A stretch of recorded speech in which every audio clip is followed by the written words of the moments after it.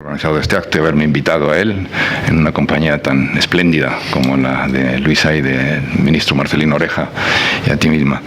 La verdad es que para mí estos 40 años forman parte integral, importante de mi vida profesional, pero también de mi vida personal.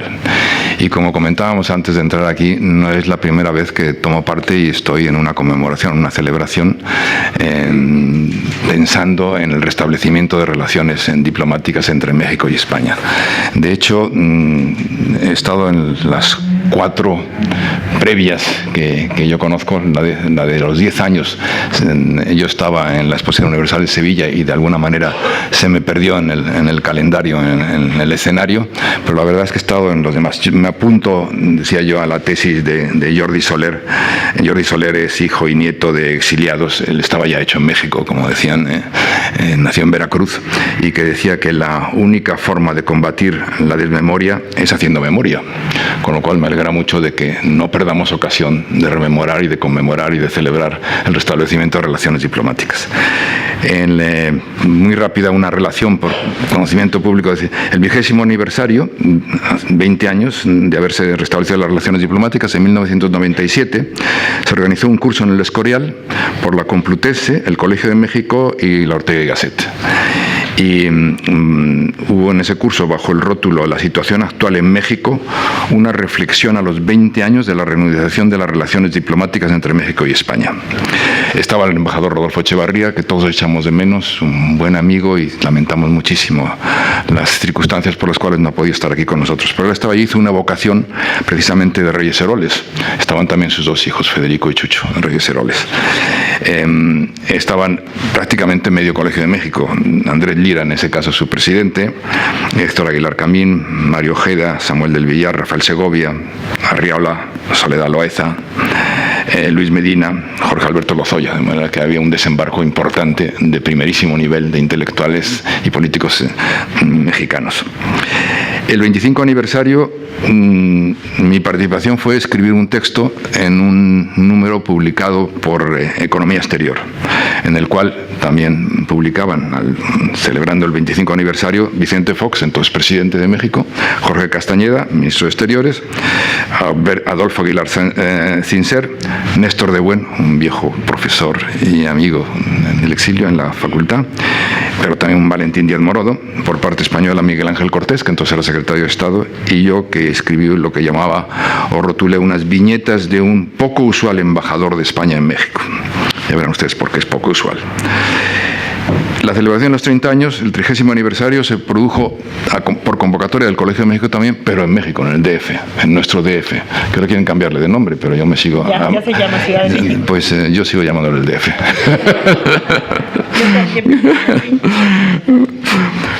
Y fuimos Carlos Solchaga y yo, los dos en compañía, representando a España. El 35 aniversario se celebró en esta casa, en 2012, en Casa de América, con una exposición y una mesa redonda en la cual participó la subsecretaria de Relaciones Exteriores de Tlatelolco, María de Lourdes Aranda, y Pedro Pérez por parte española, en fin. Y un debate en el Centro de Estudios Políticos y Constitucionales con Benigno Pendas, con Enrique Iglesias y con Rosa Conde. Y este 40 aniversario me hace especial ilusión estar también aquí hoy con vosotros, con Luisa, que todos habéis visto que es una expertísima y académica y rigurosa investigadora, con Roberta Layuz, que es una amiga de antiguo, todo lo antiguo que permiten sus años jóvenes para ella, para mí mucho más, y con Marcelino Oreja, que fue un ministro inteligente y generoso conmigo, con el cual hemos compartido experiencias excepcionales desde la transición, México y África, porque alguna experiencia africana tenemos tú y yo conjunta bastante excepcional. El año 1977, y lo ha dicho también Marcelino y todos lo hemos comentado, fue un año excepcional para todos los españoles. 1977 fue un año mágico. No digamos para aquellos españoles, como decía Juan Rejano, poeta cordobés de Puente Genil, teníamos otro tanto de españoles. o los que, como decía Gauss y Roberto lo ha mencionado, se inventó unos vocablos de consuelo. Decíamos que los españoles no estábamos desterrados, sino trasterrados, y no estábamos expatriados, sino empatriados. En fin, yo pasé 23 años en 3 residencias en México, a las cuales haré luego pues una pequeña referencia.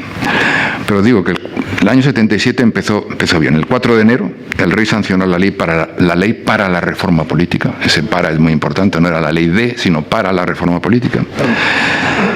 Había sido aprobado en referéndum 15 días antes, con una participación del 77% del censo y un 92% de síes. Estaban anunciadas elecciones para junio. Se legalizaron los partidos, entre ellos el Partido Comunista en un sábado santo, como ha dicho Marcelino Oreja. No sin sobresaltos trágicos, precisamente los asesinatos de los abogados, jóvenes abogados en Atocha, fue terrible, un 24 de enero, lo cual hacía pensar precisamente en el mundo mexicano que podía haber algún ruido de sables o algún contratiempo importante. Pero llegó el 28 de marzo del 77, la firma en París, como nos ha comentado Marcelino Oreja, con Santiago Roel, y yo creo que hay 2 actores adicionales a los cuales ya hemos todos rendido tributo y que yo quiero también singularizar. Uno, por un lado, precisamente Rodolfo Echevarría. Rodolfo Echevarría había sido además el enlace y el contacto con la oposición española, con lo cual lo habíamos conocido con relativa frecuencia previamente, hablando en nombre de Reyes Heroles, que era ministro de Gobernación de López Portillo. Y Amaro González de Mesa, el diplomático español, compañero nuestro, un colega, que la verdad es que yo creo que tuvo una actuación de unos equilibrios inteligentes y exigentes, excepcionales. Como ha dicho el ministro Oreja, con pasaporte diplomático de Costa Rica, tuvo la sutil habilidad de interpretar, y yo había mencionado el nombre, el lenguaje silencioso del político mexicano. Él había hablado con muchos de ellos durante ese periodo de tiempo, preparando las relaciones, con Miguel Alemán, con Gómez Gordoa, con Oyoqui, con Velasco Ibarra, con Santiago Roel mismo, claro, un reparto excepcional de políticos, la verdad.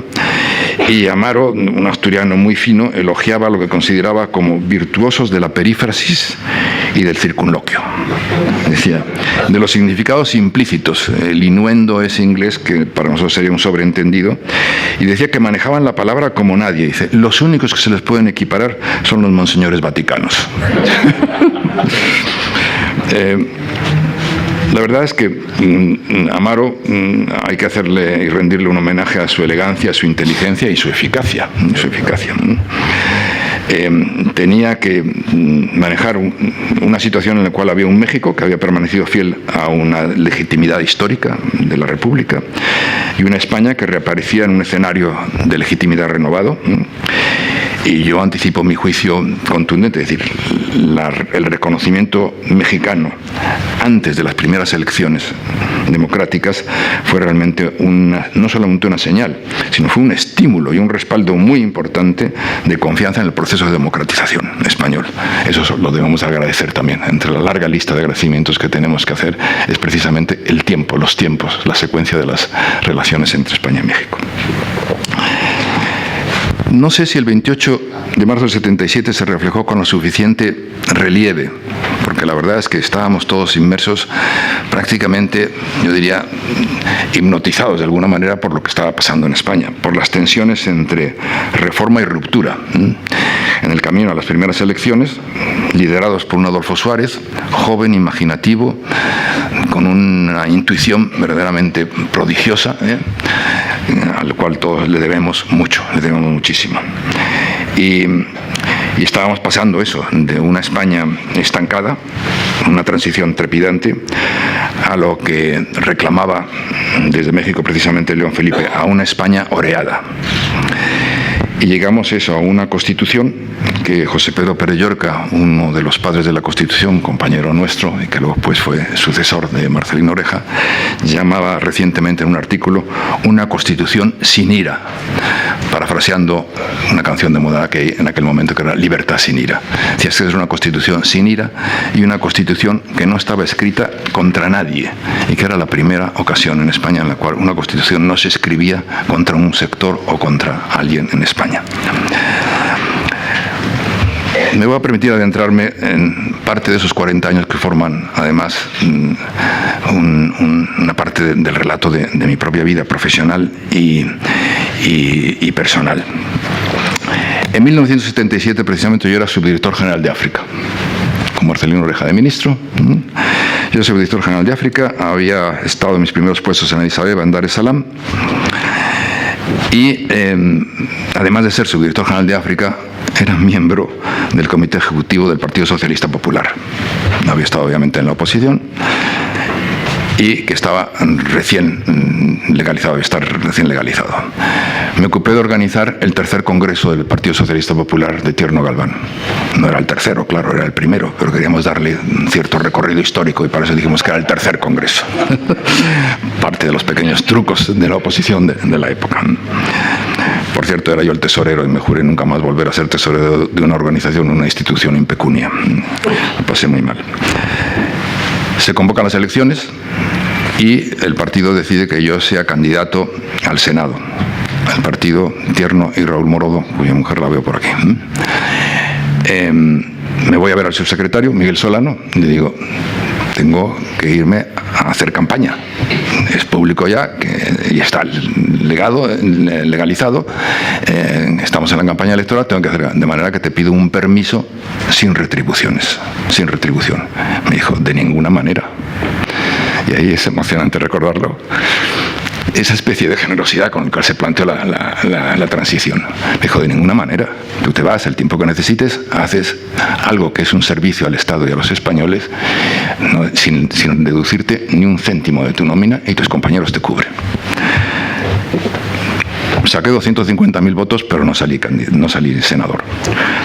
De manera que, por cierto, algunos de los votos eran votos de calidad, me lo recuerda siempre Miguel Herrero de Miñón, que dice, te voté, yo se lo agradezco mucho. Volví al Palacio de Santa Cruz y me acuerdo que octubre del 77 me llama de nuevo el subsecretario Miguel Solano y me dice, oye, hemos estado pensando quién podía cubrir la consejería o la asesoría cultural en la nueva embajada, recién estrenada, con unos meses. Y de repente hemos pensado, nadie mejor que tú. Es imposible pensar a alguien que no pueda tomar esos atajos para quizás acercar los tiempos en los mundos culturales que tú. Es decir, que no hay nadie que tenga esa actualidad, esa experiencia. Es verdad que de México habíamos vuelto muy poco. Desde luego no había ninguno en la profesión, en la carrera diplomática, que tuviera la experiencia que yo. Hemos vuelto muy poco de México. Aquí está Margarita de la Villa, que es una de las pocas que también hemos vuelto. Quizás, Luisa, sería interesante en algún momento documentar los que volvimos, que no fuimos muchos, pero en fin.